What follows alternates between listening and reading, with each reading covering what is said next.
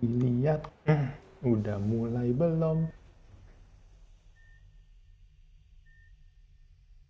Mana ya ini ya?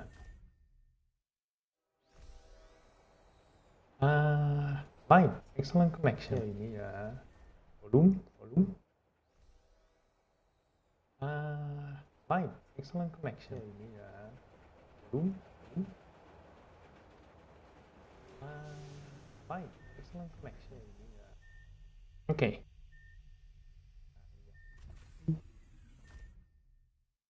Udah oke. Gue jalan. Oke, coba kita lihat. Iya, suaranya masuk. Masuk. Nggak terlalu keras sih.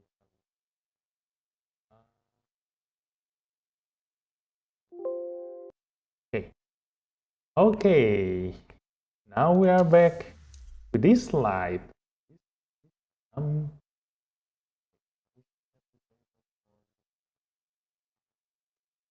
let's see.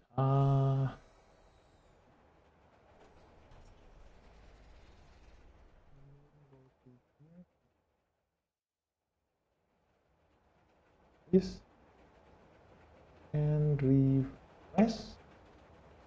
Is it? Okay, there it is. YouTube here. Okay. Oh yeah, yeah, yeah. This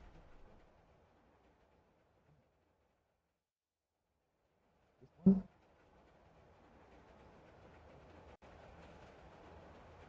Hey, it is.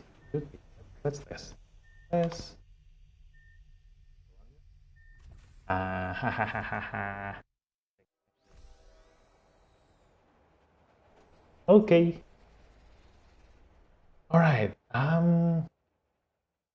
This is another day for gacha. While we are doing our gacha, we want to play this, and we now have energy to go and do upgrade miracle.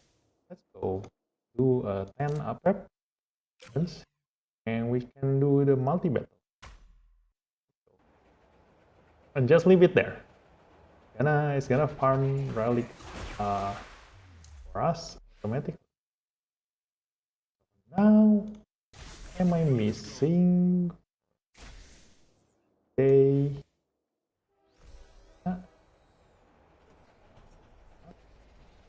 Not in private. We should have like slide.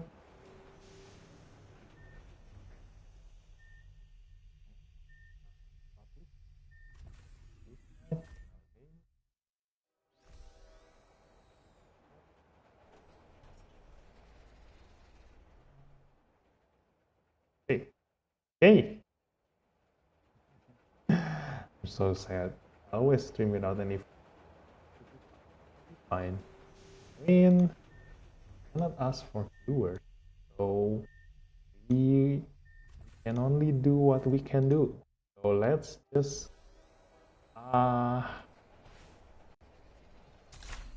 if we get the last daily gifts there. No. And yep, let's pull our gacha. Pull our gacha. Yeah, I do want OPlia because she is the most OP Esper in this game. Irian, hello Fifi. Hey, hi Irian. I think I know you're one of my subscriber, but I don't remember. What's your nickname in Twitch? Let's go, gacha. Yeah, yeah, yeah. Can you remind me again? What's your nickname in Twitch? I can't remember. Or are you the only YouTube subscriber that I have?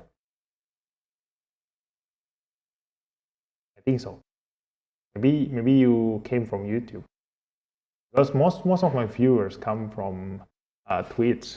So Yan is my nickname. I didn't talk a lot. Ah, okay.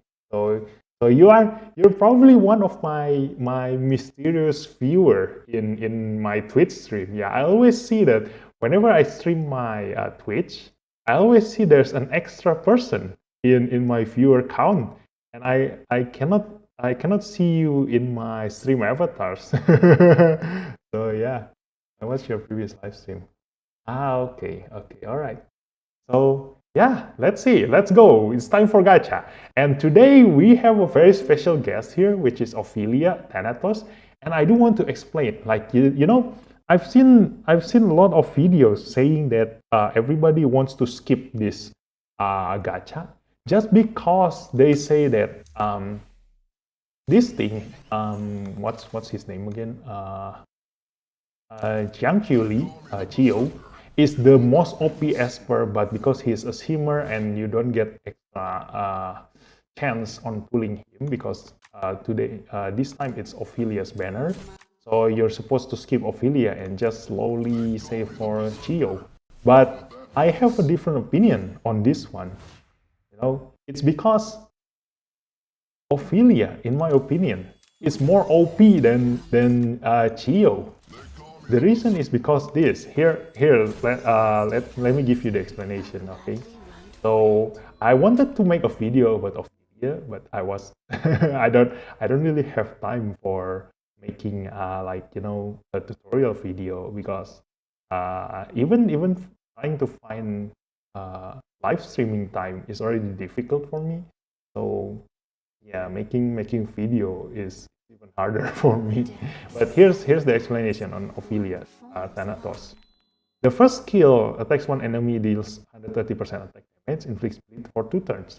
So we don't usually see espers that can deal bleed debuffs. So with her having the bleed on her first skill is already good enough. That means that she can always get an extra 50%, and because it's 2 turns, that means it's 100%. So if we can increase her accuracy and manage to land the bleed every single time, that means her damage is a damage over time, which potentially goes up to 230% attack just from her first skill. Her first skill, bleed, turn into stun. That's so freaking good. Yeah, I think you can turn it. Wait. No. That's hoping too much. That is stun yin. That is stun yin. But the thing is, I think instead of stun, like, because you can stun with any other controller esper, like there are a lot of controllers that can stun. Like this one can stun, and TA can stun. Like there are a lot of stunner, but there are not many characters that can bleed. So this is already good. Now the second skill deals 180% attack damage. Each buff on Thanatos and each debuff on the enemy increase damage by 10% up to 100%. So there's a limit. The thing is, this limit means that you need 10, either debuff or buff. And you see, every time, like if you consider the average player in this game, like everyone have Gabriel, right? So Gabriel gives 2 buffs, and then everyone is aiming for Dahlia. Although I don't have Dahlia, but Dahlia gives another 2 buffs.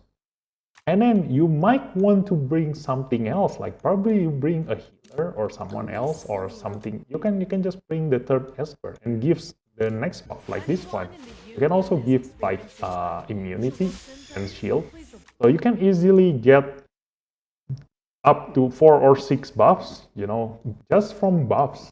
And that means you only need 4 more debuffs to reach the 100% bonus.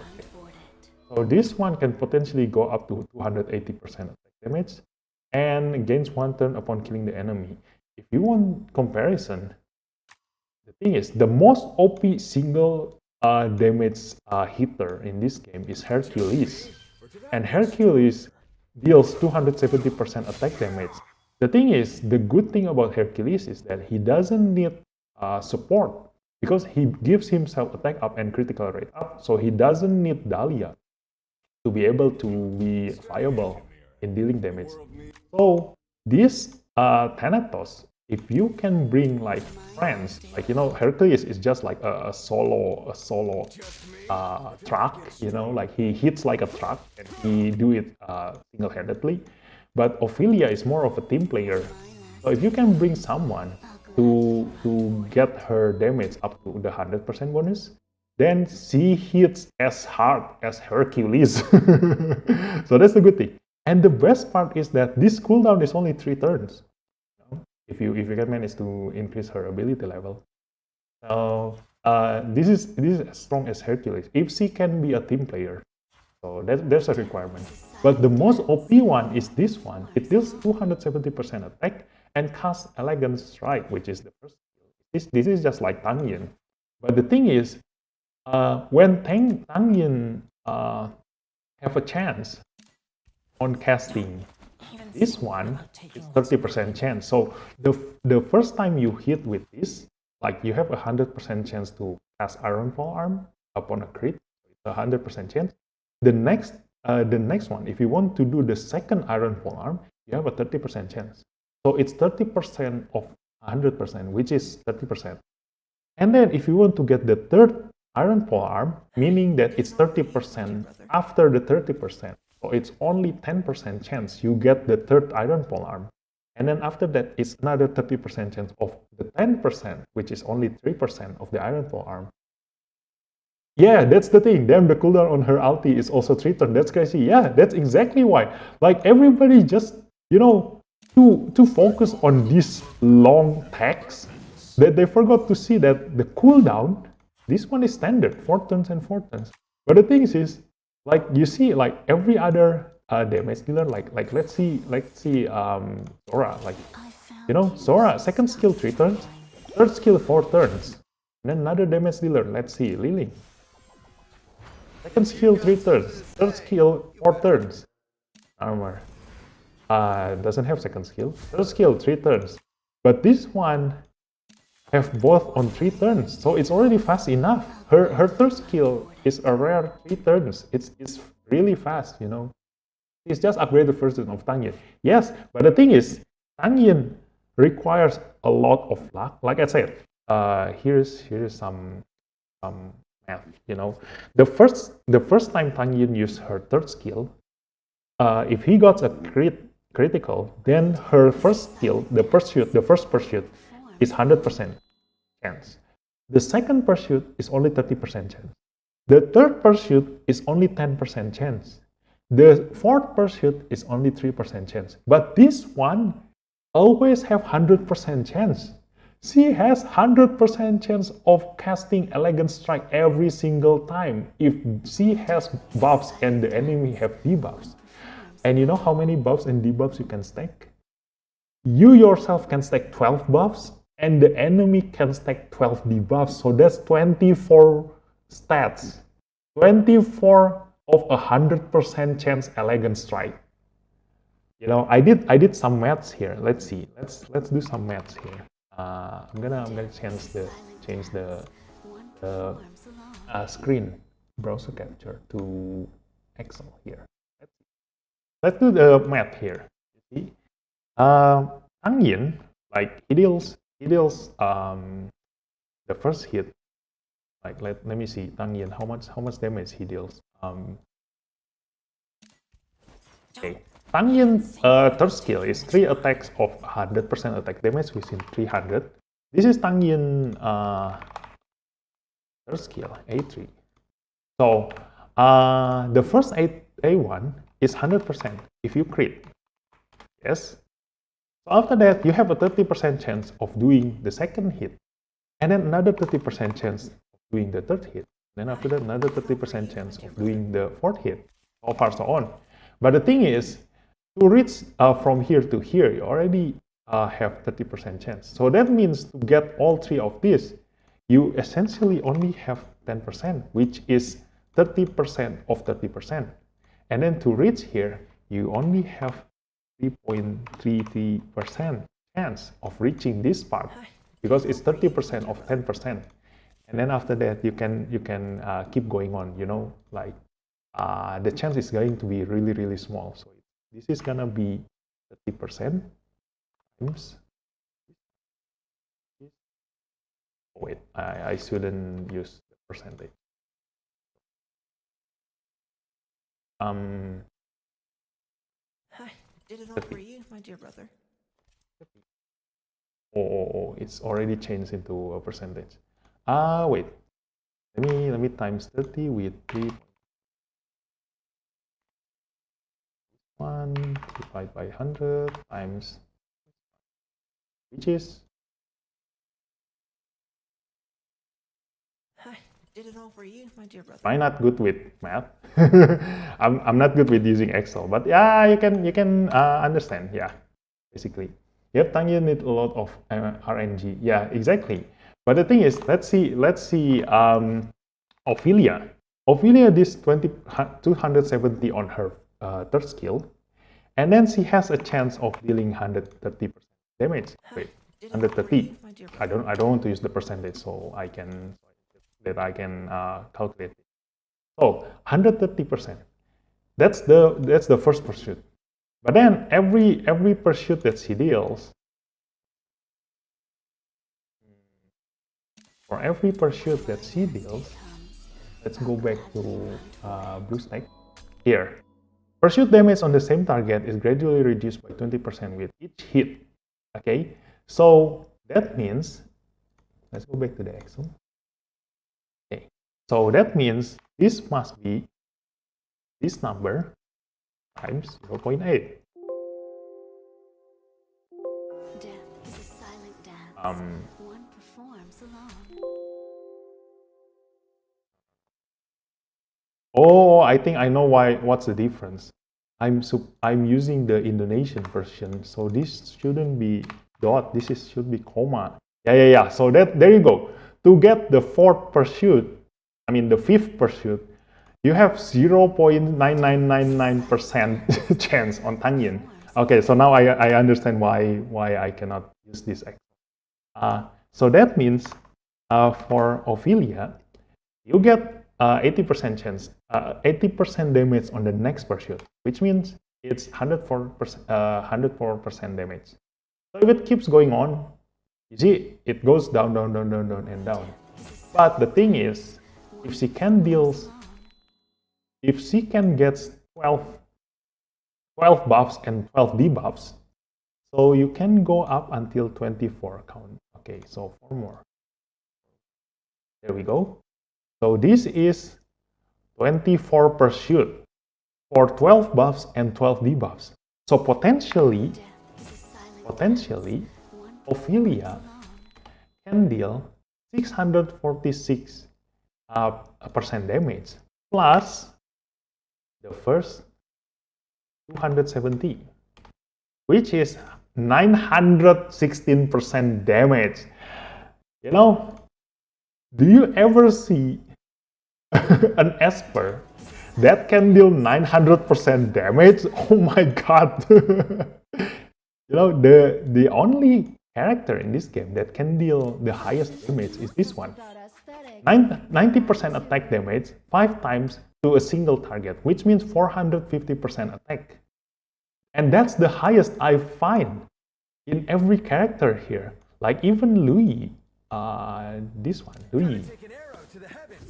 It's 9 times, but it's 45% attack damage. So that means 9 times 45%, which is, wait, I need calculator. 405% damage, you know? So nobody in this game can reach 900% damage, just like Ophelia. Still, it's hard to have max buffs. Exactly. So I know it's hard to get max buffs and debuffs. So let's do the calculation here. Okay. So let's see. If you bring Gabriel plus Dahlia, which means you can have potentially here 4 buffs, which is defense up plus immunity plus attack up, right? So if you bring someone else, like I said, like plus any, so that means this thing can plus maybe 1 or 2 more buffs. Death See? is a silent dance. So One you can get performs 6 buffs if you get Gabriel and Dahlia and one other Esper to cast their buffs. So this is 6 buffs. 6, 4 to 6 buffs. Okay. So that is 4 to 6 buffs.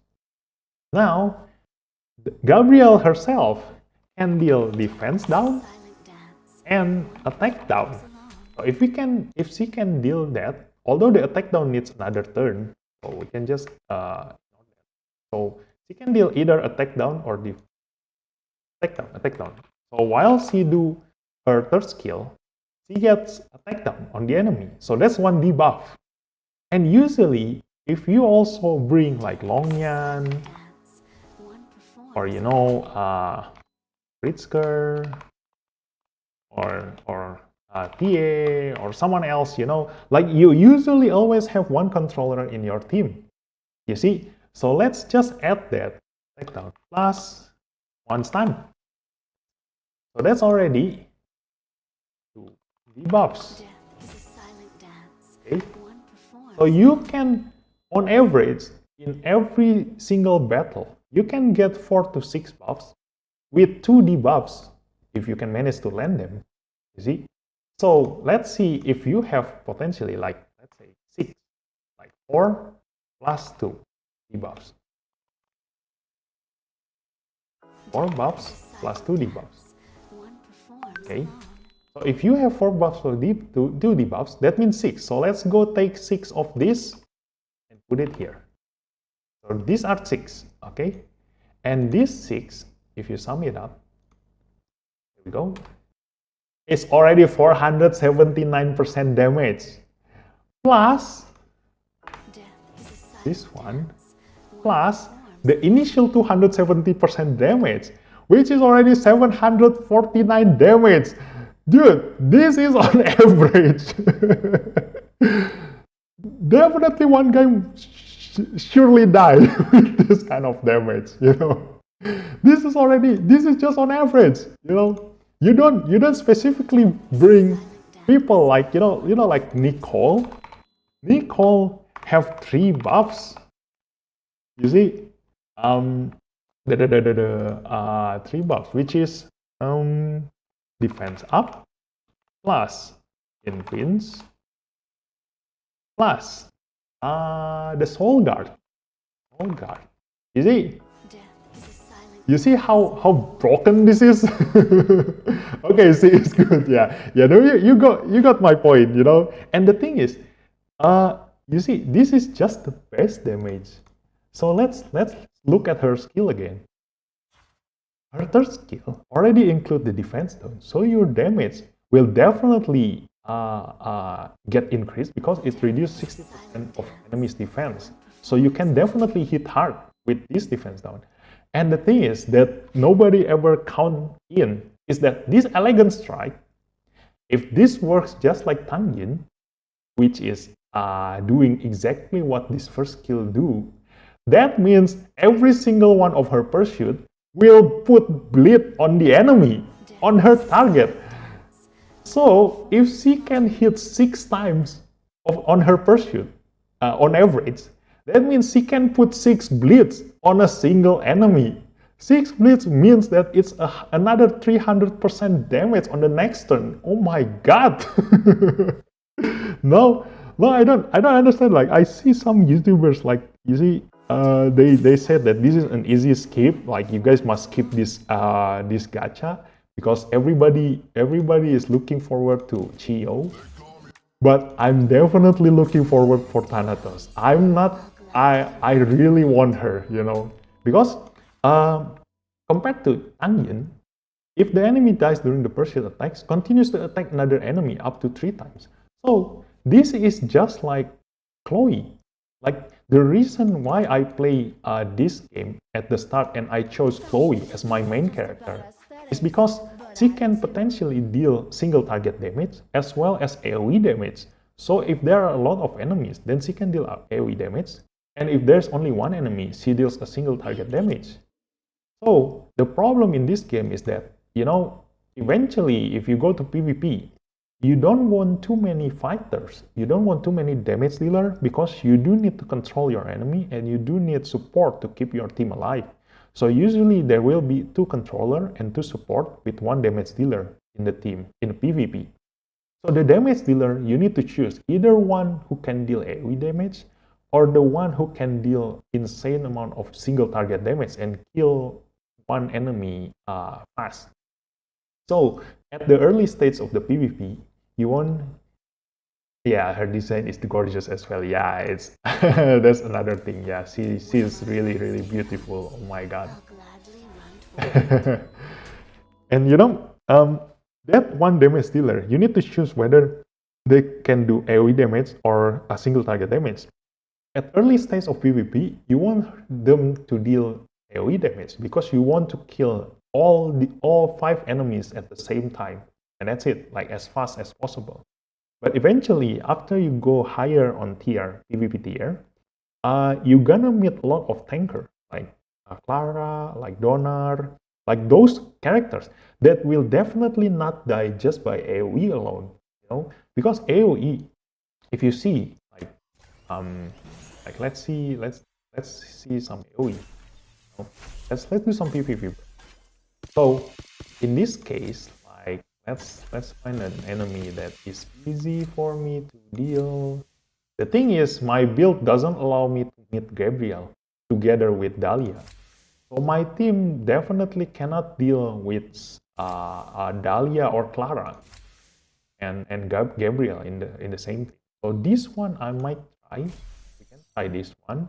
Hopefully, this guy is stupid enough to put his team here.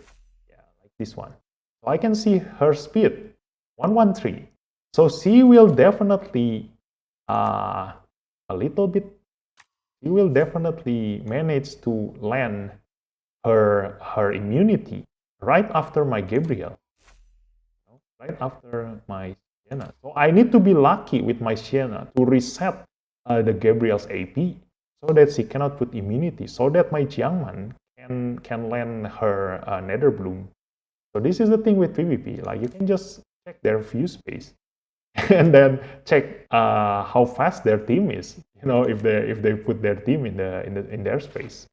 So it's easy to on this. See, like this one, I can just check Dahlia. She put her Dahlia here. No, this guy is smart. I don't know how fast her Dahlia is.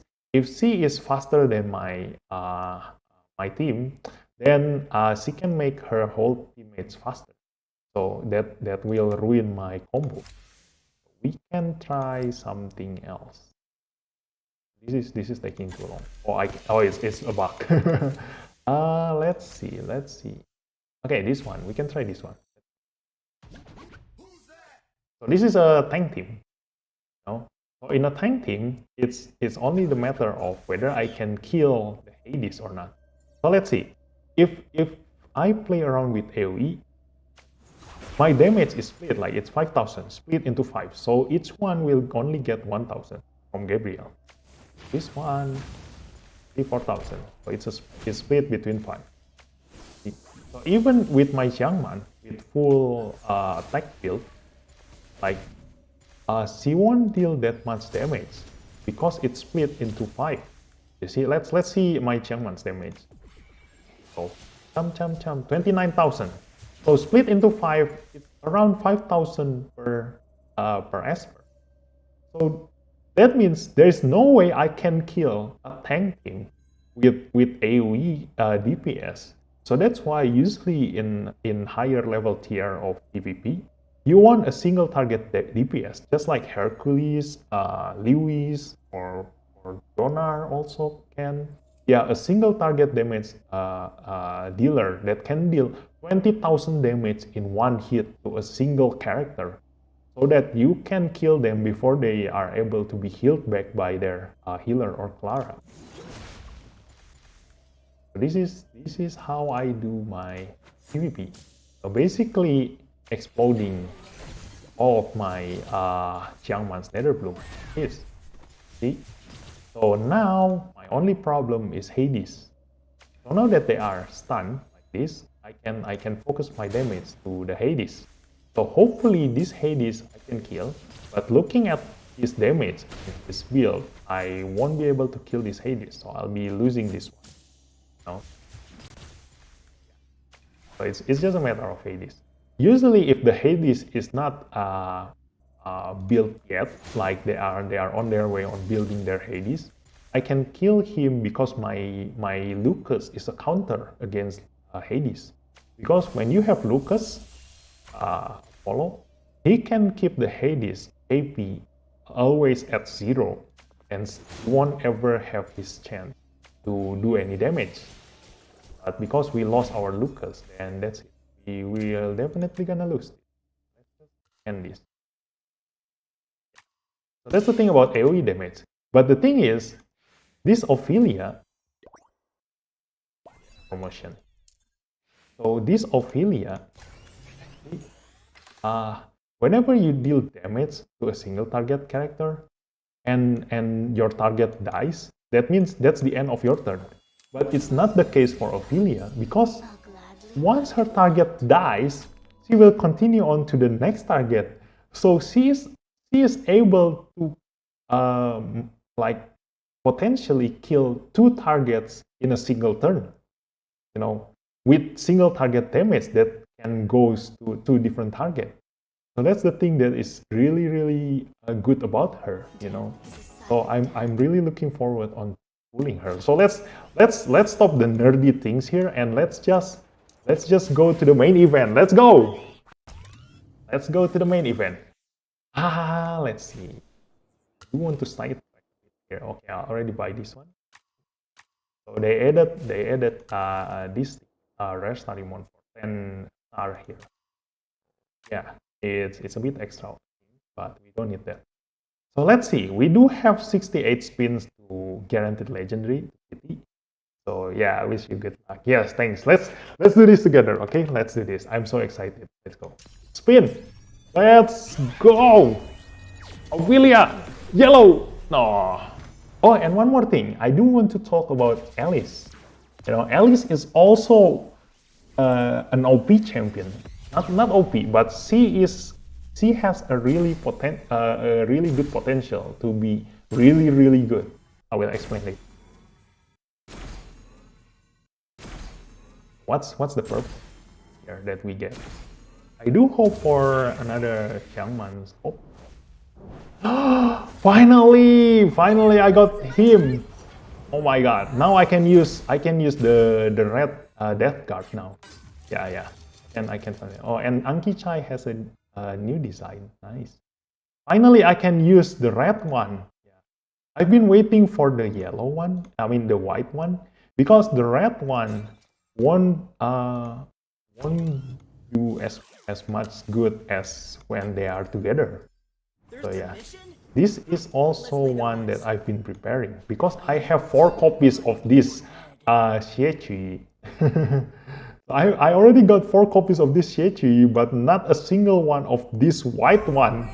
So now with the white, I do want to like and subscribe this guy. Now I can finally use this one. I can subscribe. So now I can use both of them, which is really good combo. So this white one with the red one is a really good combo with Xiangman. So yeah, looking forward to building them up. If you do want to hear the explanation, let me know in the chat. Otherwise, I'm gonna skip that because it's gonna take too long. And now I no longer need Hathor. So Hathor I can reset. So the thing is, we got 2 resets, right? From the event here. Yeah, rewind. We can have 2 attempts of rewind. So the first one I want to rewind is Tang's one, which I'm still waiting until the last moment because we got like 29 days to do this. Yeah, so I still want to use my Tang's one until at the last second, and then gonna reset him. And then the next one that I'm gonna reset is probably either Hathor or Lewis. Yeah, either one. The reason I keep Hathor in backup here is because I got 5 copies of her. Oh my god. And the thing is about this game is true, we get a lot of win, which makes me think that developers secretly higher their chance. Yeah, exactly. So, Things get difficult. yeah, I'm lucky to finally get the white one. Yeah. You only So, yeah, the thing is about gacha games. Let me tell you a secret about gacha games. This is the rule every gacha games must always follow. Let's go to a new sheet. things get difficult. Here's blue, purple, and yellow. So if you ever play gacha games, you know, gacha games requires you to pull random character, and they have a small chance on getting the yellow. I mean, small chance of getting the purple and smaller chance of getting the yellow, and a lot of chance you get the blue one. So in every gacha games, to be able to keep getting money from the players, you need to make them able to pull duplicates.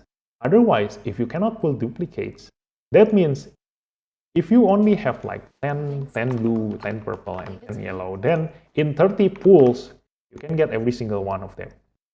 So every game developer must make gacha games with duplicates. But the thing is, they need to compensate players for pulling duplicates. So what do? They will use duplicates to strengthen their current character. So if we have A here, and B here, and then C here, if we keep pulling A, so this A will get stronger. You see? Now, the thing is, with gacha games, to make them balance, the blue with max pull, like in this case, let's see, in this slide, if you pull A duplicate, 6 duplicates of A, 7 of them, this A will be stronger than a single B. This is the rules every gacha games must follow. The reason is because if 6A is still weaker than a single B, then eventually every single game, everyone will just use only yellow. See what I mean? Nobody will ever take a look at purple and blue, and everybody just compete with yellow every time. In every PvP, every PvE, everywhere, you only gonna see yellow. And that's the thing that the game balance will break. So 6 duplicates of blue should be stronger than 1 purple. Like probably still stronger than 3 purple. So the thing is, they also still need to make blue viable. So some games will also still make the A with full duplicates here stronger than a single legendary. So this is why when you first play this slide, you will see that a lot of characters like Narmer, Hyde, Donner, Clara, they are all OP at the start of the game. They will all be OP. But now, after 2 months or 3 months, the game progressing, people will find this. They will start to see that Drew and Leon and Chalmer, they are starting to get OP after 3 months. The reason is because, like I said, full duplicates of blue will eventually still be stronger than a single yellow. You see? Yeah, probably stronger than legendary, like Drew. Yeah, exactly. That's the thing. Yeah. So that's currently our current position right now in this slide. You will start finding people who will say OP to blue characters. And you see, I still have a lot of characters in the blue category that I can tell you that are OP and nobody ever think about. I'll give you a clue. The Angel. Okay? So, here's the thing. So now, in 5 months, you will start to see Hercules. Although Hercules is already appearing now, like Hercules with only a single copy is already OP enough. So people will start using Hercules, and then what else? What else? I forgot all the purple characters. What are other purple characters? Aurelius. Yes. Aurelius is the other character that is going to be OP because he can combo really well with Longyan. And then another one will be Lin Xiao. Lin Xiao is actually already OP now. But you see, 6 copies of Lin Xiao will be definitely stronger than a single Narmer. So you see, you get what I mean now here? 6 copies of Lin Xiao will be stronger than Narmer, for sure. And then people haven't realized that Jacob is OP. Okay. And then another one is this.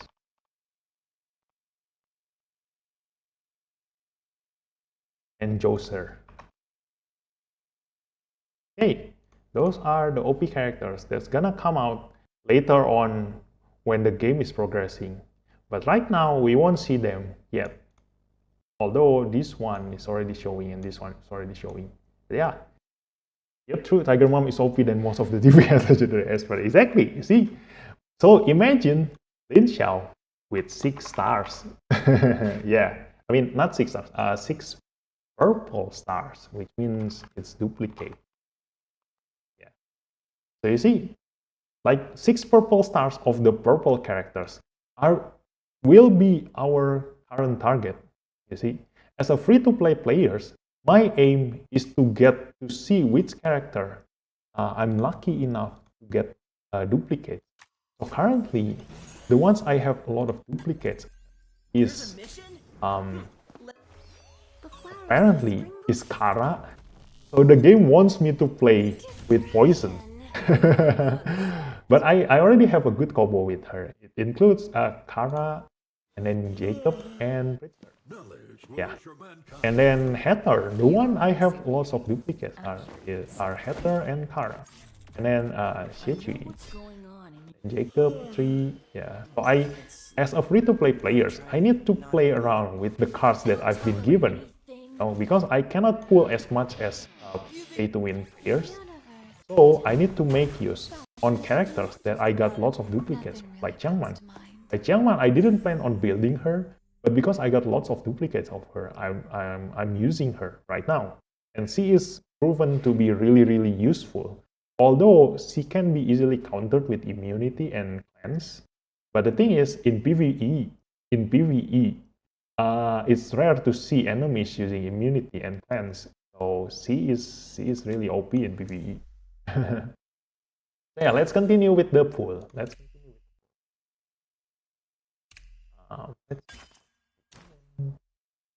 with okay, that's for PvP. And this one is for relic. We don't need relic.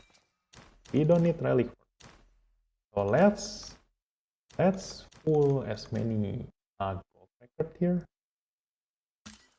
Yep. Go. And go to the pool. Let's go. Let's test our luck again. 59, just nice.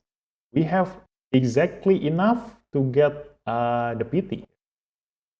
Let's do this. Let's do another. Let us see if we can get lucky enough to see the yellow color in here. Oh no, blue shimmer. Let's go. Let's just skip this. Blue shimmer. Probably just another Chalmers. But I'm not gonna use Chalmers. The thing is, I do have a lesson. Are you free tonight, Yurian? Because I have a lot of lessons. I can spare time to explain to you because I do have 2 hours. I do have 2 hours of stream time from now, so we can have lots of fun with all of my ideas about builds, combos, and everything. You see, like if you see only characters by their skills, you are wrong because this is not a single Esper fight. This is 5-man teams. So in 5-man teams, synergy is the most important. You see, just like Jiangman, like Jiangman nobody ever think. There's a mission? Well, most people already know how good she is. But let me explain the damage here. That's good. That's good. You see, she deals total damage 110% attack. Like I said, Ophelia's damage is already OP enough compared to every single other experts. Like this is only 110% attack, and Ophelia goes up to 900%. Oh my god! So 100%, 110% attack. Let's go to the Excel here. Let's go sheet 3. This is for Jiangman. So Jiangman deals 110% attack on her first damage, and she puts Nether Bloom. And the Nether Bloom will explode for 85% attack to the carrier and 2 other random enemies. So the Nether Bloom deals damage to the carrier and 2 other random enemies. So take that in mind. Take that in mind. So that means carrier get 85% damage, and then the 2 other random enemies get 85%. Okay. But the thing is, the carrier can be as many as 5. So you see, as 5. So all 5 of them, if the damage explodes at the same time, each one of them gets another 85 damage, and total damage also 110 for all 5. Okay. So this 85 and 85 can go to this and this. See? Like random. Like let's call this enemy A, enemy B, C, enemy D, enemy E. Okay. So let's see. Potentially, if you can hit like this one, explode to B and C, and then B explode to C and D, and then C explodes to D and E, and then D explodes to E and A, and then E explodes to A and B, each one of them will get 85 plus 85. There's no space in See? my heart Because for the B will get damage from A and E, and C will get damage from A and B, and so far so on. So each one of them will get this much damage. You see? So in total, that is 110 plus 85 plus 85 plus 85. So each one of them will get 365 attack damage of Jiangman. That's why her explosion deals so much damage. and you can never see an AoE damage dealer that can deal that much damage. 385. Let's see how much armor can deal damage. This one is one of the highest AoE burst damage. He can deal 100%, 7% times 8. So each stack, and it can go to 8 stack. Okay, so 7 times 8 is 56. So it's 156 attack damage to every single one of them, and 156 is enough to kill every single one of them usually. Yeah, true. That's why people combo it with Lily. Yeah, exactly. So that's why in my team, like so that's why I'm using Jiangman with Lucas. So let's go another. See if I can meet someone that I can kill. Let's see if this one can. I'm just testing my luck here because I don't know how strong his Hades is. So if his Hades is stronger than my team, then we are in a problem, in a lot of problem. But if not, then so the thing is, I'm trying to save Lucas' third skill because the third skill hits 3 times. So I'm using the second skill and also to try to stun their characters here. So too bad that Mona is having her immunity. Like she has her relic, immunity relic. So if I can pull this, put the AoE, like it doesn't deal that much. But then the moment it explodes, like, everybody's gonna die. Let's see. I do want to do one. Um, let's just hit the. Well, if we explode, the PV team like or single target Ophelia will be good. Exactly. That's why I really want Ophelia because I don't have a single target DPS character. The thing is, I've been trying to find a single target DPS character, but I cannot find any that is worth investing. Even Drew is not someone that I want because, like I said, eventually your purpose in this game is to find 6 duplicates of a purple character. So potentially, I do want to have at least a purple character that deals good single target damage. So apparently right now, I don't have a single purple character that can deal a good enough single target damage.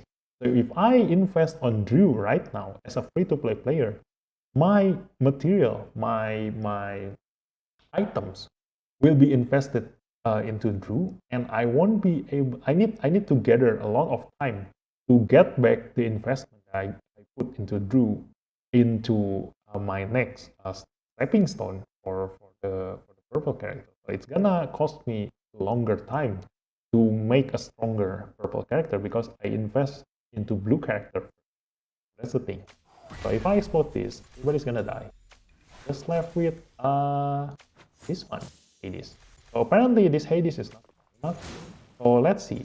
This is the thing about Hades. Like he can easily get his AP lowered down because AP is not buff or debuff. AP reduction is not a debuff. So you can just keep him like forever, never on his turn. Never getting his turn with Lucas and here. Actually, not. You don't even need here. Like you only need Lucas to do that. So the thing that I need to be lucky enough when I meet a height player is for the height to not deal as too much damage. Because if he puts a Sword Avatar relic and he deals a lot of damage, he can kill my Lucas before my Lucas permanently disable him. Yeah. We can go again with this. I'm gonna check my relic later on. Just keeping it. So yeah, one more thing about this, right? You see, like a lot of people investing in Chalmers, like a lot of YouTubers telling you that, you should make this build for fast APEP or fast Chronos and other things. But the thing is, I don't see anywhere in the explanation here that says you can get a better relic if you clear this thing faster.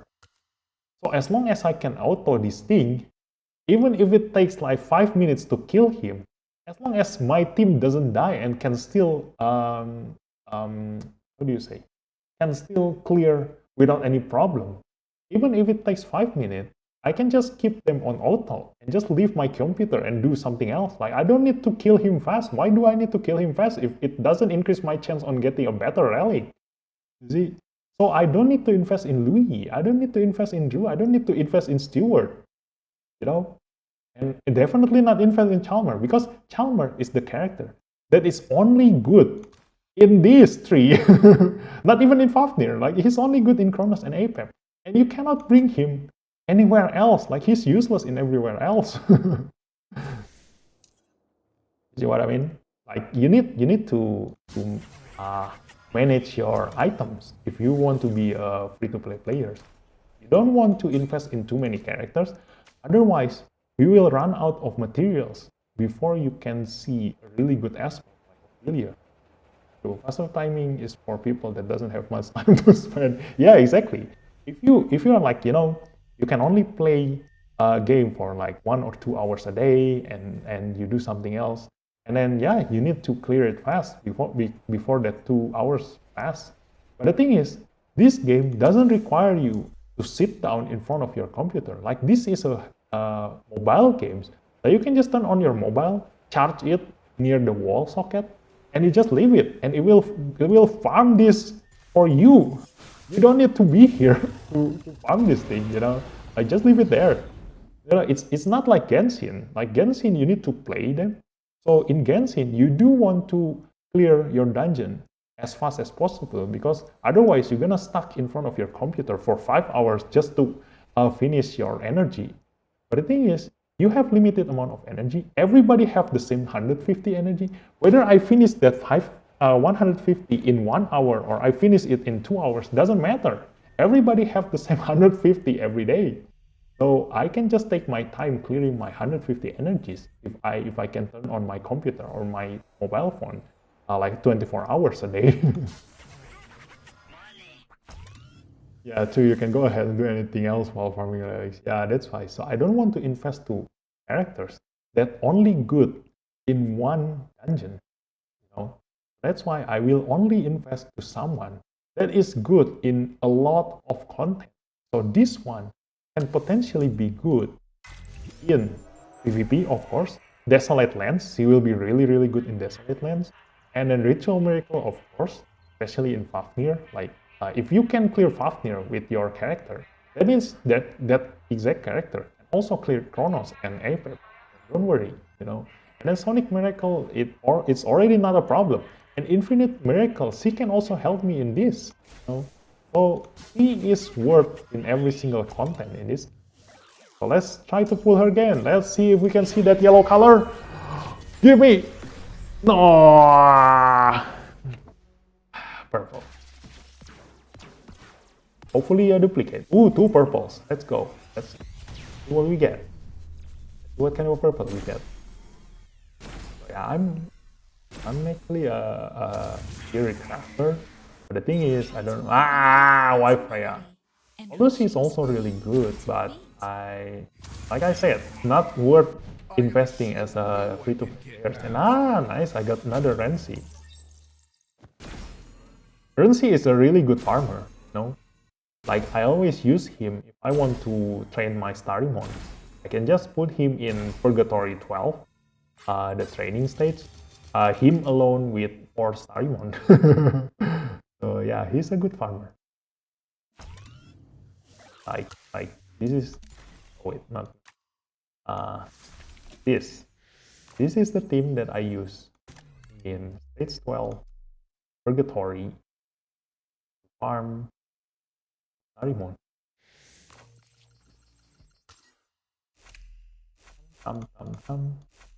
This, and then for Sarimon. That's it. You know, even though he clears like one stage for 5 to 10 minutes, but like I said, I don't need him to clear fast as long as he doesn't die. Renzi is good PvP expert. Yeah, exactly. Hi, I'm new subscriber. Hi, Dick Gaming TV. Welcome to the stream. Yeah.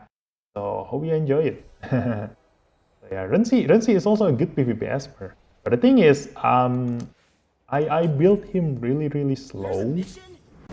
So I built him with full defense here. So unless I have a team with another full defense, like a defensive team, I do need a healer here.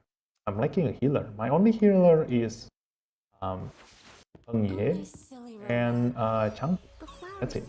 I don't have Clara. I don't have Sally. I don't have another healer. I don't have Ahmed. So yeah, I'm currently can only use him for Starymon farm. I do use him sometimes when I want to clear like a temporal tower. Like in some stage of this tower, I do need Renzi. But yeah, that's the thing. That's the thing about him. Like, he's really useful. So yeah, this is the thing. This is why I do want to record my live streaming, because my theory crafting, if like let's say like just in this case, like the gaming TV just come in the middle of the live stream, like he missed all of my theory about OPlia at the start of this stream, you know. Like, yeah, so if you want to hear some theory crafting that I mentioned, like around 15 minutes or 30 minutes ago, then feel free to watch the replay. Yep. So let's go with another pool. Let's see if we can get lucky now. I do want Ophelia. Come on.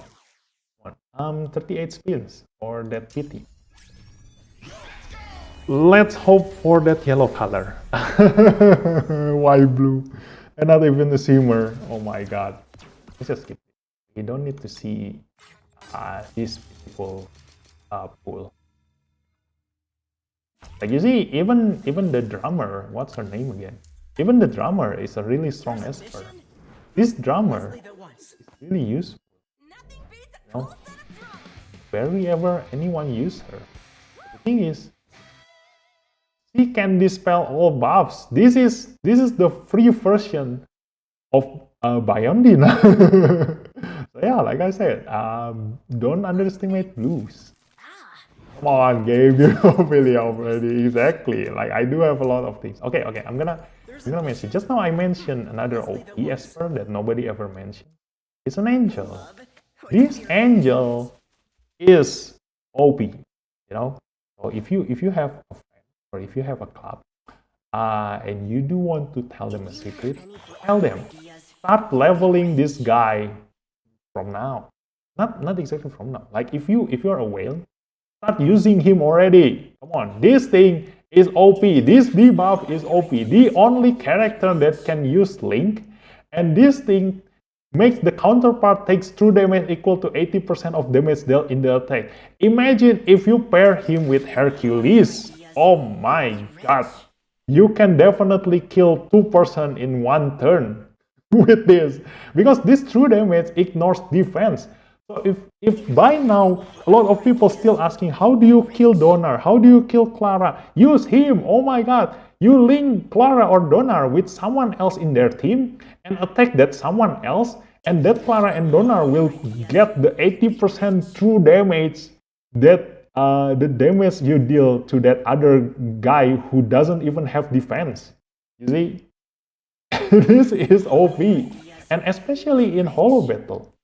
You know, Point War, you have 5 enemies, but in Holo Battle, in the club battle, you can only bring 3 characters.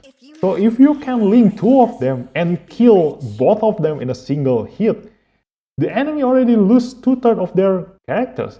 It's definitely a win for you if you bring him, you know. And then another thing, this one is also really good. Like I'm hoping I will use her in the future. Like I do want to replace one of my healer with her because she is the only character in this game that can revive a fallen friend, can revive a fallen target. So you see, if you have a tank team and you build her tanky, after you spend a lot of time killing, after the enemy spend a lot of time killing your Donar, and she can just basically resurrect Donar back to 50% health. Like let's see, this is 40% of their maximum HP, and this is 20% of their maximum HP. So 60% of their maximum HP return back from hell. I don't get it why everyone hates Q. His skill set is one of a kind. Yeah, exactly. Q is, in my opinion, is like a shimmer that everybody must have, especially if you are into Holo Battle. You know, like just link 2 of them already. 2 out of 3. Just link those 2 out of 3. Like you can only bring the characters, and he can link 2 of them to take the same single target damage in true damage. This is too strong. I don't have any words for yeah. But the thing is, because I'm a free-to-play player, so I'm currently not into PvP yet. Like I'm not investing too much into PvP. So what I have right now, all of the experts that I have, the teams that I showed you that just now, this team is applicable to every single content. You can clear Purgatory with this team.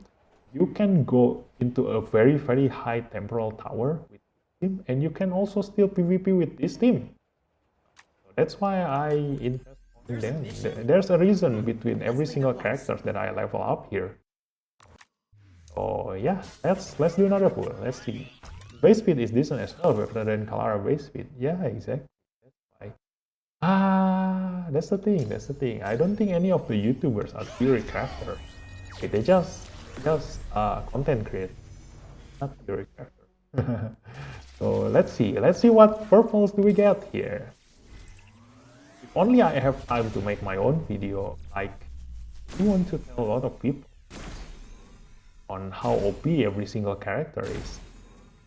Like, as a game developer, you... Oh, nice, another Hengye. Remember to take them Oh, all she's the healer that I also plan to use for a long time. Because she removes a lot of debuffs. Yeah, she can remove lots of debuffs, and her heal gets stronger with each debuffs. So if you go against in the future, like if you go against a poison team, then Hengye is a really good asset. And I can already plan her because wait, why I cannot take? Okay, there you go. Do a single pull first before you hit another. Okay. Let's see if I let's do the 8 spins in singles. Let's do that. Let's do ooh, one purple. Nice. Yeah, that's a nice advice. Yeah, I'm doing your advice, and we can already see a purple. But the thing is, it's Louis. Yeah, useless. I mean, useless for me, but he is really strong. Like in a holo battle, he is also very strong. The thing is, the less enemy he faces, the more damage he deals to each enemy. So in holo battle, where you can only bring 3 characters, he can deal a lot of damage. So he is really good in holo battle. So not only the ritual, not only the waves thingy, yeah, he can also do well in holo battle. Let's do 6 of single spins. See? Ooh, purple. Let's see what we get. Oh no, this guy. So criminals are afraid of the streets at night. The thing is, he is good, but not for free-to-play players.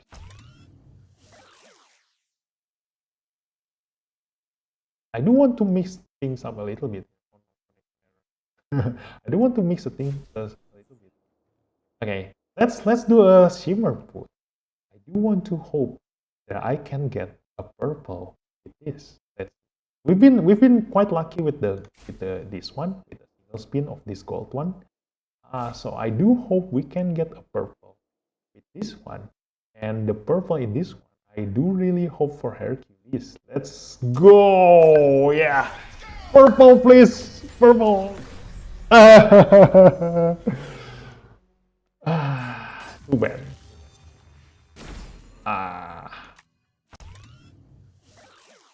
That's the thing. That's the luck of a free-to-play player. We do have a really bad luck. I do have a really bad luck. Maybe I should have done the shimmer before I got the purple on the gold ones just now. Yeah, maybe the purple luck would have gone to the shimmer one just now. But yeah, we didn't know. We wouldn't have known. Anyway, let's just waste our bad luck here. This random pool. And hopefully we can get something decent later when we pull the 10 pulls.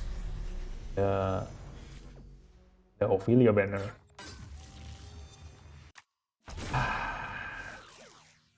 My dream of getting OPlia is getting further and further. I've seen people pull legendary with the elemental. Oh my god, the luck. Didn't have a single one out of it. Yeah, we're just unlucky. Okay. So yeah, hopefully we can throw away our bad luck here, and we can continue with the gold after this. But the thing is, that shimmer pool was your only chance to ever get into the purple or legendary shimmer. The thing is, the chance for the gold ones to be able to pull a shimmer is really small because of all those possible espers that you can pull. So by using the Simmer one, ooh, purple. By using the Simmer one, the Simmer record. Ooh, another Changman, nice. I can center my Changman. So by using the Simmer record, you can minimize the number of espers that you pull. You know, so the chance of getting a purple Simmer is higher on that. You ever gotten 2 legendary with 10 pull? Yeah, exactly. I got my Gaia together with the horse lady. What's her name? Jin Yu Yao. Yeah, Jin Yu Yao. I got her. Let's see if I still have the screenshot. Um, open this slide.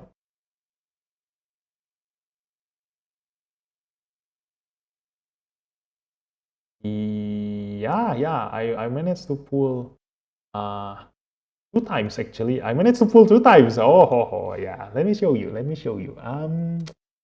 Let's see. What is it? What is it?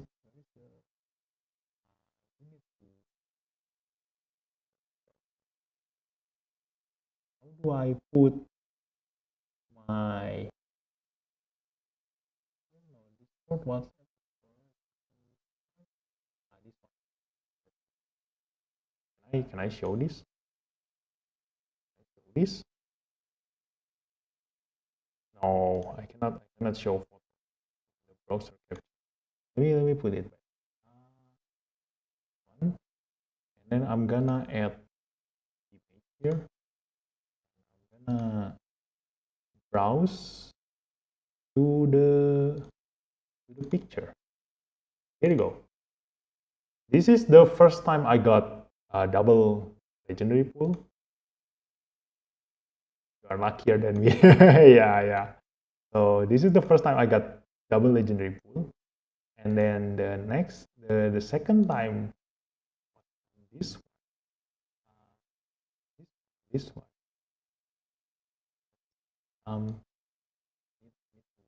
Move the image.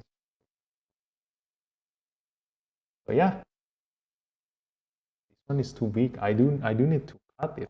Let's see. Wait. Let me put on paint.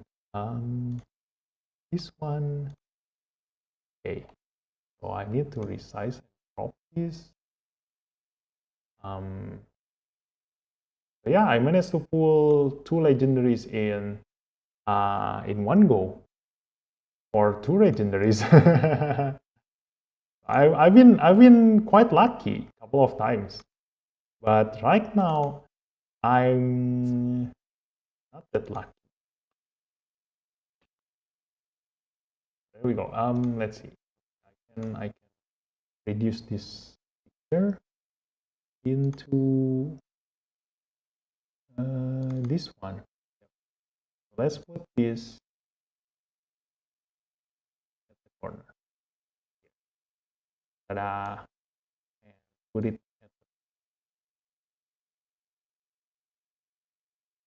at over there. Okay. Damn, 2 times how hopefully like this. That's the thing. When I pulled these 2 legendaries, I mentioned in my live stream that I think I used up my whole life's luck into these pulls. So yeah, hopefully my luck is still there. Let's go. Hopefully my luck is there. Okay, we already throw away our bad luck into this. Although we do get a good purple here. We do get Changman copy, so my Changman will get stronger. So that's a good thing for free-to-play players. And now we gotta do another 5 spins. So let's go do a single 5 spin. Yeah, still another purple. So I do hope for the pit to be OPlia, because she is currently at 10% chance. So I really wish that I'll be able to pull her. Otherwise, I will still won't have a good single target DPS. Or maybe I should probably end up using Lewis. Lewis is not. Oh, another Chloe. Nice. She is also a really good F2P friendly character. Oh yeah, nice, nice. Although not the thing that I want, still I do want legendary. I do want Ophelia. Chloe, that's good. From this 5 you'll get legendary. Yeah, maybe. I do hope that I can save 10 spins if I can get legendary here. But the thing is, I probably won't be that lucky. So yeah, exactly. Won't be that lucky. So the last 10 pulls, let's see. Let's see what legendary I get. Let's hope. Let's hope. I'm going to check. Starts at 10%. This explanation is right. That means legendary is 1% chance. So the other legendaries must have stayed in 1%. And then only Ophelia is at 10%. That means I have a higher chance to get Ophelia than an epic. Well, it doesn't matter in PT, but we will have more chance. It's a 10% is quite big for a legendary. Let's do this. Let's hope. Yeah. You need to click on her 7 times. Really? Okay, let's try that. Okay. 1, 2, 3, 4, 5, 7. In 1, 2, 3, 4, 5, 6, 7, and go! Let's go, Ophelia! Woo! Ophelia, come on! Come on, Ophelia! Okay, only one yellow. My luck on 2 legendaries is not here anymore. But I do wish for Ophelia. Come on. Let's go, Ophelia. Come on. Why so many Drew? Oh my god. Okay, Ophelia. Come on. Ophelia. What is this? Oh my god, Donner. Ow.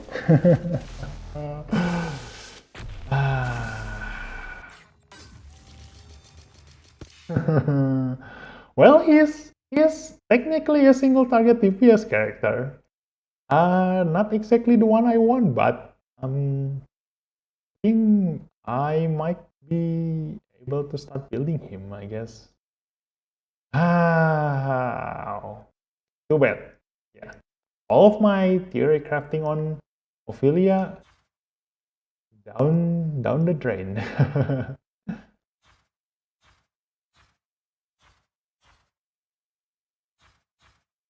The thing is, Donner is really strong, but right now, a lot of people already know his weakness. So if I invest a lot on his abilities, he's gonna get countered really easily.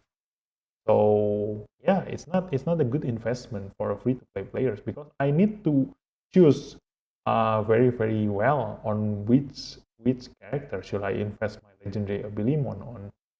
So if I invest on him and he gets easily countered in PvP, so that's a bad investment. So that's why I don't really hope for Donar. But I can use him. I can still use him. Maybe increase his level to 50. Although he is only viable in 60. So yeah, I'm gonna level him up to 60.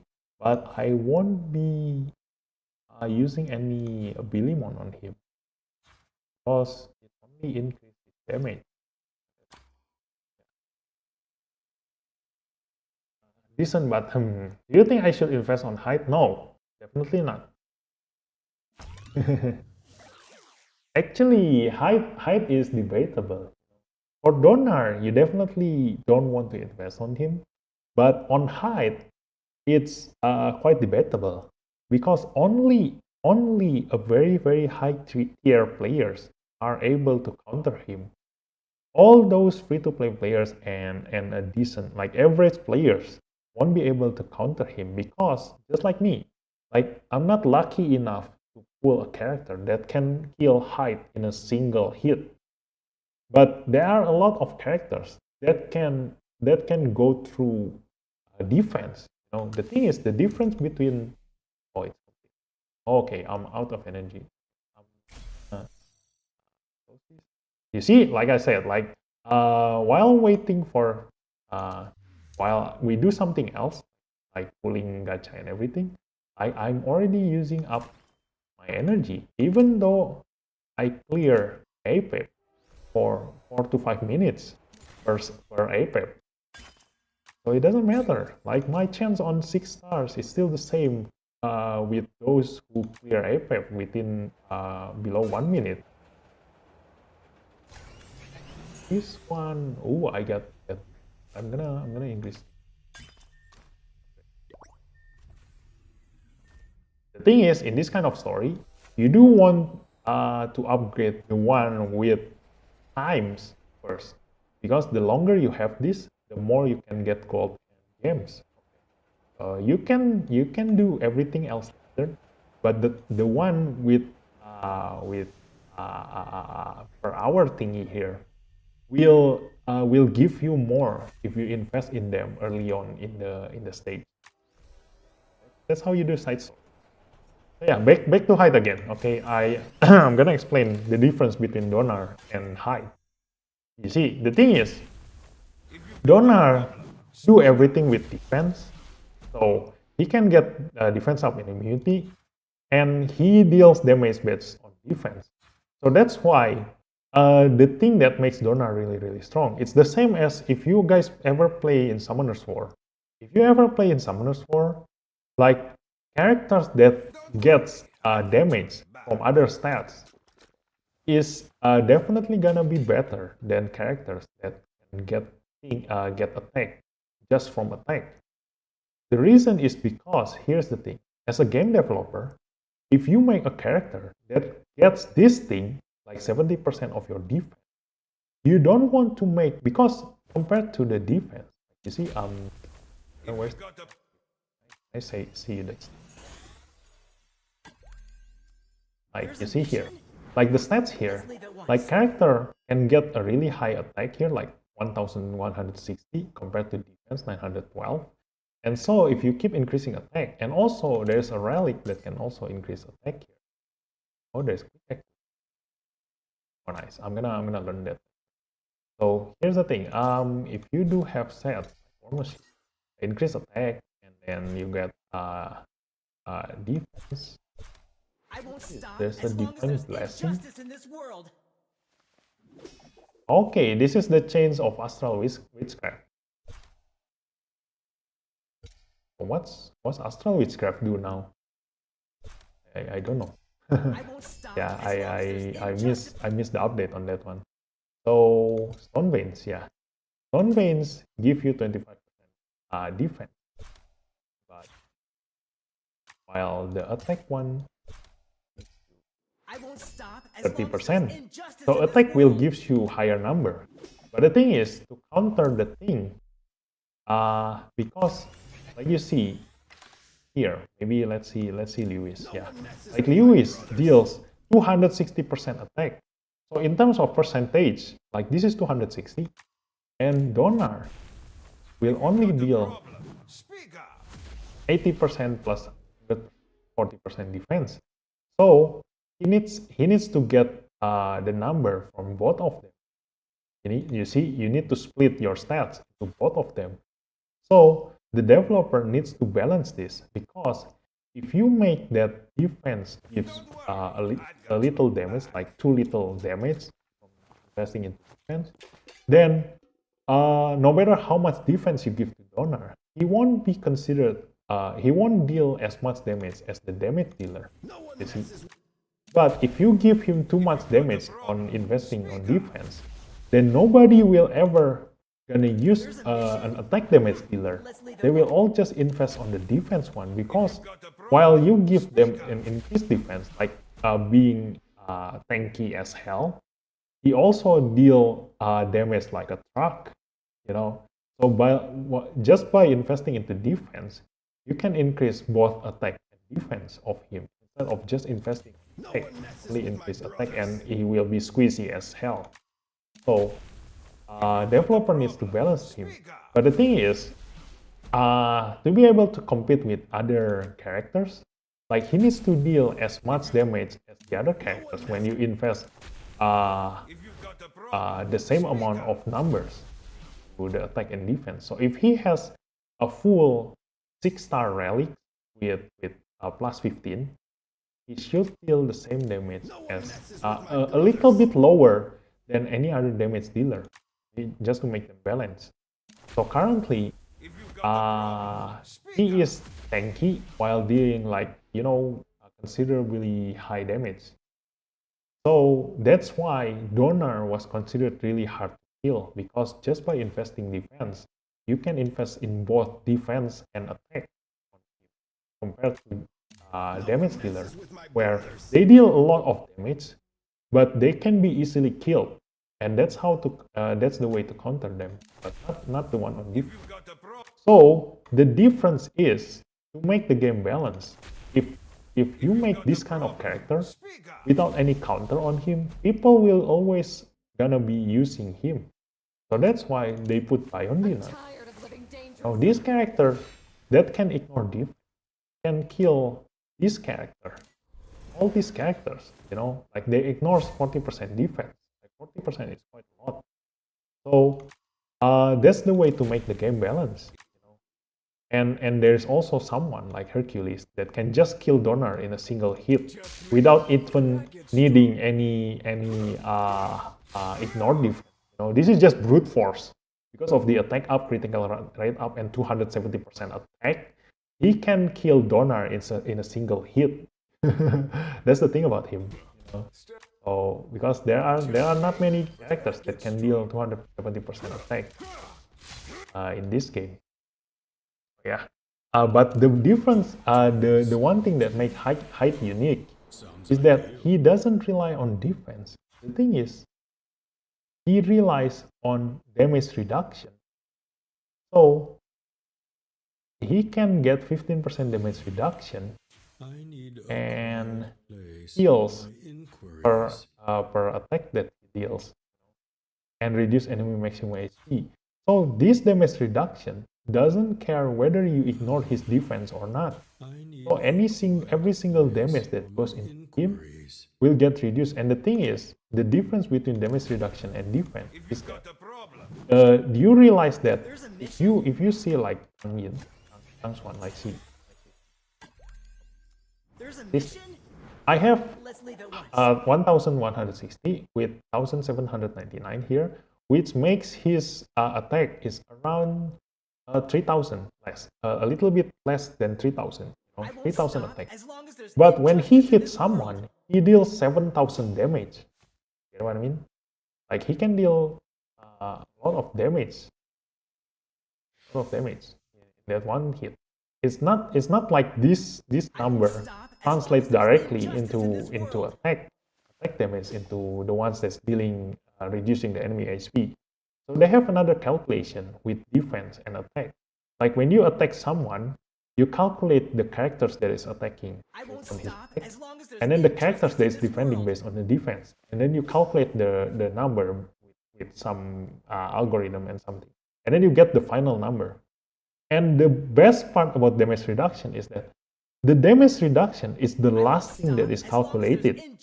So damage reduction will reduce, even though the number by Hyde standard here is only 15%, but the 15% is calculated after you get the final number of that damage that goes into the enemy's HP. So if you see, like, if you play around with like probably some characters, see like I don't have like example here, but I do see a lot of people, if they make like characters like Drew, or maybe like just like Hercules. Like this Hercules able to kill Donor in one hit, and usually tank characters have 25,000 health or 30,000, or maybe around 25,000 health. So he can deal more than 25,000 damage in a single hit. But I don't think his attack status goes up until 25,000. Like there is no way this number can go up to 25,000. Like Let's leave it once. you need 2,000 more. 25,000 means that you need, how much is it? 2,500. won't I think stop as long as there's 2,500. injustice in this 2,500% attack to increase this number to 25,000. So that means it's impossible, you know.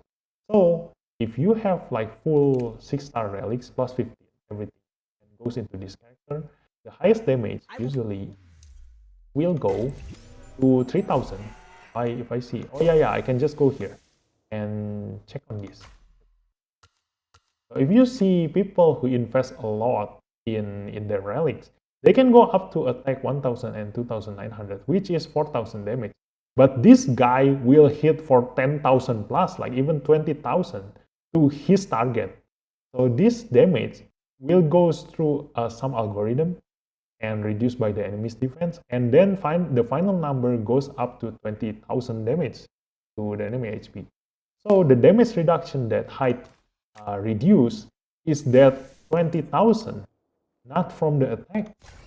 So the 15% is actually a huge number here in Hyde's case.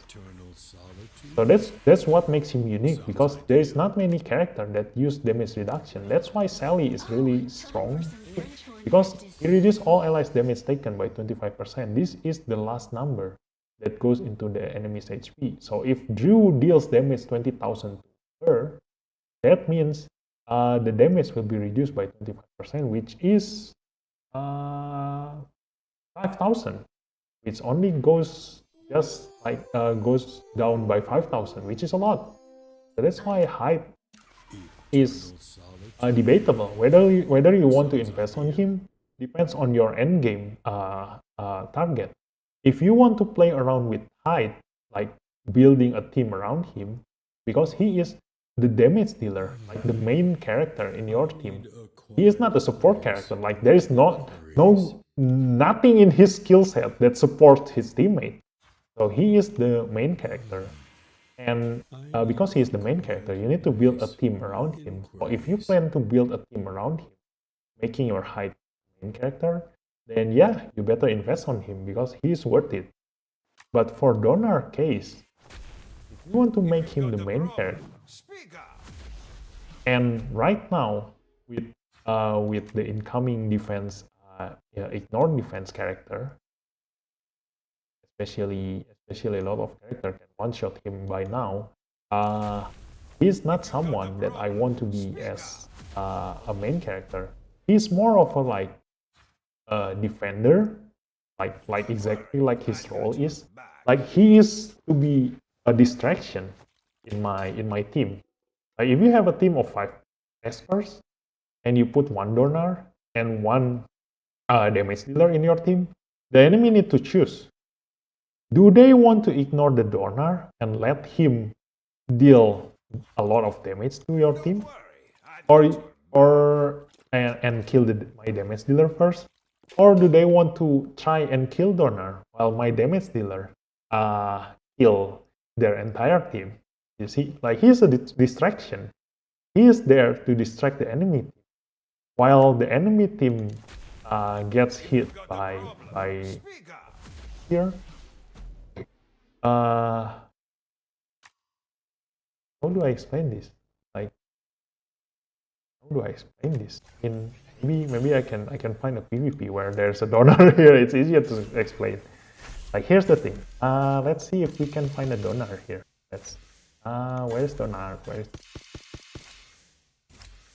Donar? I don't see any Donar here. Like let's take example in this team. Like let's see. If this team, instead of Lucas, he has Donar, so I have to choose between Liling or Drew or Donar to kill. While I'm killing Drew, like maybe he's squishy and I can kill him in one turn. Then the Donar will deal AoE damage to my team, and he probably managed to reduce every single one of my character to 50% health because he hits like a truck. That's to be considered. But a truck, but is not as strong as Drew, who can definitely kill one of my Esper and straight away goes into the other two. So this Drew can kill 3 of my Esper straight away, but the Donor will be able to reduce my whole team's HP by 50%. So I need to choose here in this situation. Like, which one should I kill first? Is it Drew or is it Donor? If I ignore the Donor, that means my whole team will reduce, get health reduced by 50%. And if I have a healer, usually a healer can only heal one target at one time, you know. So if your healer like Heng Ye heal all 5 of my characters, that means in the next 4 or 5 turns, my Heng Ye won't be able to heal anymore. Or maybe just like Clara. Like Clara, once she uses her 3rd skill, she can only heal a single target every single time. So if I keep ignoring the Donor, like my Clara won't be able to put immunity to my entire team, because my entire team will get disturbed by the Donor. So the longer I kill the Donor, the more my character will be chewed slowly. So yeah, that's basically it. It's a little bit hard to explain. You just need to experience it yourself. If you ever meet against a team with Donor. Ooh, I got this one. Nice. So yeah, that's the thing about height. Yeah. So height is still worth investing, but Donor right now, If you've got a problem, with speak all up. of the people that are able to find out his weakness, yeah, not really worth. But I'm still gonna invest in him quite a bit, because he works really well with my Renzi. That's the thing. Even Drew right now, at this point in time, can kill Donor. So when a legendary Esper can be killed by a blue Esper, it's a problem already, because this thing deals 150% attack damage that ignores defense, and because you invest a lot in defense on Donor, that means his health won't be as high as any other tanky character. So because his health is not as big, if there's an attack that ignores defense, that means he will suffer a lot, because his health is not as big. So if Drew managed to randomly hit him on his second and third hit on this one, then you can be sure that Donor will only have like 10 or 20% HP left, and you can easily kill him in the couple of next turn if he doesn't get healed back full. That's the thing. Now let me show you other good characters here. So you already know about Q. Just imagine you link someone, and then the let's take an example. Teams that everybody finds annoying to deal with. Clara and Donar together in a single team. So in Clara and Donar case, like if let's say they bring probably healer, or let's say they bring let's see if there's a good legendary that we use. Maybe they bring Liling. Yeah. Everybody has Liling. So let's say they bring Clara, Donar, and Liling, and then Gabriel. Everybody has Gabriel. So Liling, Clara, Donar, Gabriel. So you just find someone that you just need to get lucky in that link, and that link can link someone that has a lower defense than Clara. So let's say you meet Clara, Donar, Liling, and Gabriel, and you want to kill the Clara. So you want to kill Clara first. So you just link Clara, this one. Yeah, you just target Clara, link her, and the second enemy will be random. So you just see who's the second enemy that the link goes to. If the second link goes to Donar, then you're screwed. But if the second link goes to Liling, then just attack that Liling. You know, because the Liling will definitely have lower defense than Clara, and the Liling will get more damage taken when you hit him. And those damage, like let's say you hit Clara and she only get 5,000 damage, and if you hit Liling, you can deal 10,000 damage to him. So if you link Liling with Clara, that means the true damage equal 80% of damage dealt in the attack. That means you deal 10,000 damage to Liling, and you deal 8,000 damage to the Clara. It's far better than dealing damage to Clara directly, which only deals 5,000 damage. So that's why Q is really useful in killing a tank, actually, because you can aim their support. If you can link the support, like let's say they bring a Hengye to their team with Clara, you link Clara and hope that the link goes to Hengye. You deal damage to the Hengye, and the Clara will die because it's true damage. It ignores defense, you know. So and especially useful against Donar. So when, like I said again, when Donar can be countered by Drew and Q, that means as a free-to-play players, I don't want to invest on him if he can get countered easily, you know. So the next one that is OP and barely anyone ever used him is Liao. This one. This one is also a unique character because he is the only one who has Devour. And Devour is the strongest disable in this game. It's the strongest because it's 100% chance. So it's not you only rely on the enemy's resist to resist the second roll chance. So basically in this game, the chance of debuff happening have two chances. The first one is the one that is mentioned in the skill itself. So each hit has a 50% chance of inflicting down. So there's a chance here, 50%. But on this one, inflicts freeze and defense down. So this is a 100% chance. So they will roll a dice and goes through this chance first. If they go through the 50% chance, then they will check your accuracy compared with the enemy resist. And they will calculate the enemy resist minus your accuracy. If it's higher, if it's less than 20%, then the enemy has 20% chance to resist your debuff.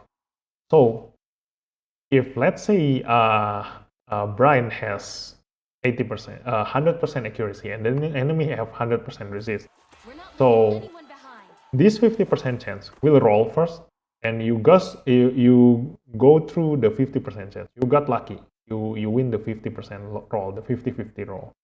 And then you still need to roll a dice to get through the 20% chance of the enemy resisting your debuff. So it's a 50% chance and then another 80% chance. So that means your chance of hitting this 50% chance is not actually 50%, it's 50% times 80%, which is, wait, I need calculator for that. Calculator. So 50 times 0.8, which is 40%. Yeah. So Brian with full accuracy have only 40% chance of inflicting speed buff to the enemy. So that's the how they calculate. So that's why when you see the chance here, you always want to have characters that have 100% chance of inflicting their debuffs, because the chance will go lower compared to the ones mentioned in this number in the skill page. So Liao have 100% chance to devour the enemy. So 100% chance, and then the next turn, the next roll will be 80%, calculating between the enemy resist and the accuracy of Liao himself. So it has 80% chance to devour the enemy for one turn. If the enemy HP is about 50%, devours them for 2 turns instead. And this devour, meaning that the enemy is gone for 2 turns. You cannot do anything to him, he cannot do anything, and it's undispellable. This skill is undispellable, you know. So you cannot cleanse because it has, wait, I don't know. Can you dispel this. I don't think you can cleanse this, right? So this is undispellable.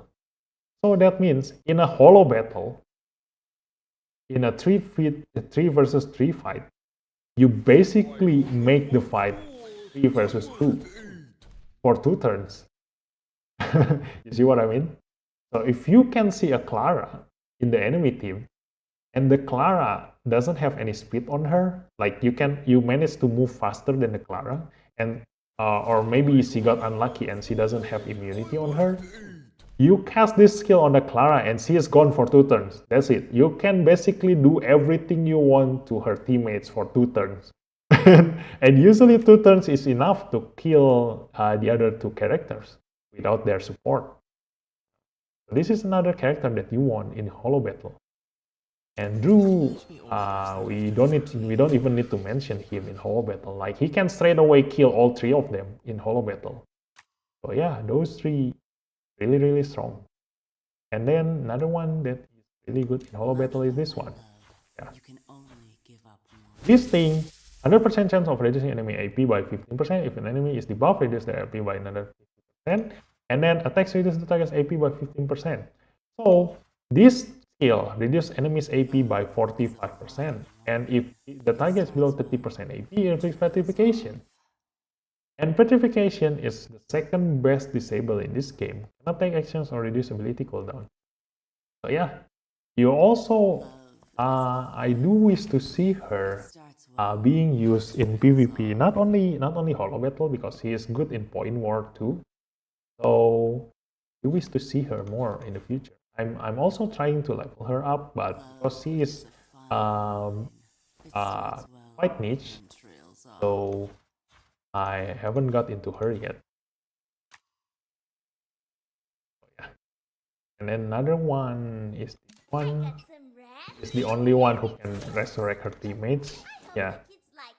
So if you are already having trouble killing their Hyde, like the case of Hyde, you know, like if you see Hyde in the enemy team, you want to kill Hyde first before his teammates dies, because if his teammates die, he just gonna get even stronger. So best case scenario, when you find a team with Hyde inside, then you want to disable his entire teammates and you want to kill the Hyde first. But the thing is, if you kill the Hyde first and leave this girl behind, you can just revive the Hyde back to 60% health. So that's the thing. Yeah, you need to kill her first.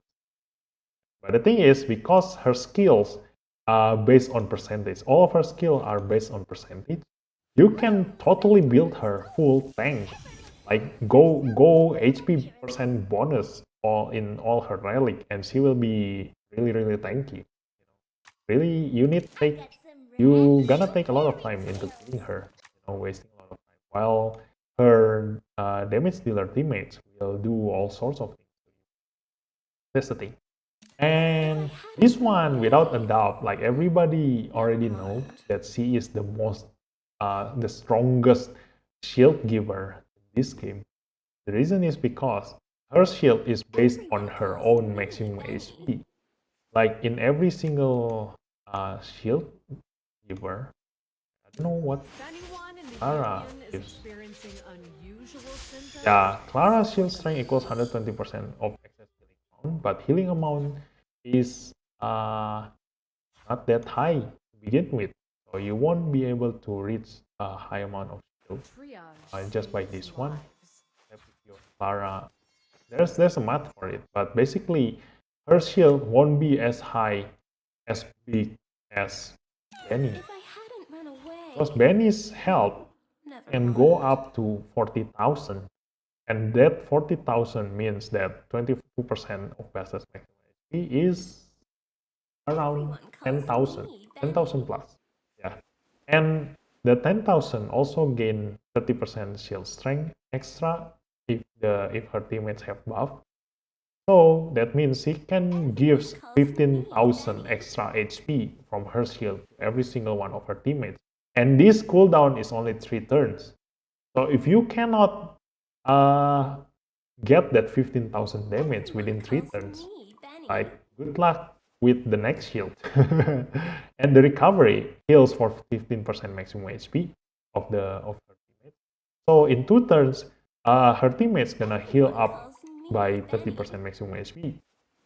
So in numbers, based in numbers, you need to deal. Let's say if the character usually have 20,000 HP, like standard character with 6 stars, right? Have 20,000 HP. Usually, yeah. So 30% of that is around 8,000. So 8,000 health plus 15,000 health. So if you cannot deal 20,000 damage plus to her teammates, then good luck with the next shield, the next shield incoming. So yeah, she's the best shielder. So that's why there are lots of good blue characters actually. That's why you do want to invest in them first at the start of the game, so they can become a stepping stone and finally invest into the purple ones. Because, like I said, legendary without duplicates are weaker than the purple ones with 6 duplicates. So eventually, after 5 months playing with this game, you will find some of your purple characters having 6 duplicates, and that's where you want to invest on them. And oh yeah, I forgot to explain Alice. Alice is also one of the characters that I really want. I'll go to her. Remind me. I will explain. So you do want to find a purple character with 6 duplicates later on in your game, and those characters will be stronger than your blues later on. So that's where you're gonna replace your Drew. Eventually, your Drew will lose to the damage dealer in this category. You know, even this one, Pritzker. Like a lot of people try to build him speed, and then accuracy for sure, yeah. Speed and then tanky.